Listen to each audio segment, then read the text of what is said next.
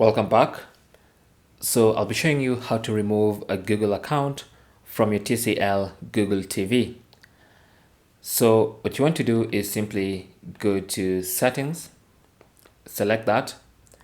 Under settings, go to accounts and sign in, select that, and that takes you to the Google account page. Now here, select the Google account you want to remove.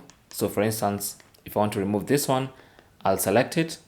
And from the Google account options, I can go and find the remove option.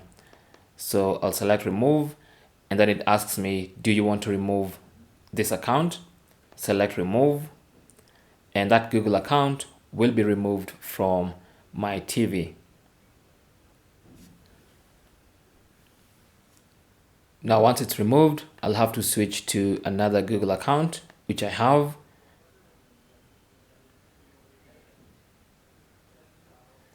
And that's it. So now, even if you go to the switch accounts option, you can see the Google account has been removed. And that is basically how to remove a Google account on your TCL Google TV. Now, I'll show you another quick method is to go to this switch accounts menu, select it, and then go to manage accounts. And that will take you to the same page from where you can add or remove Google accounts. Thanks for watching. Comments and questions down below, and good luck.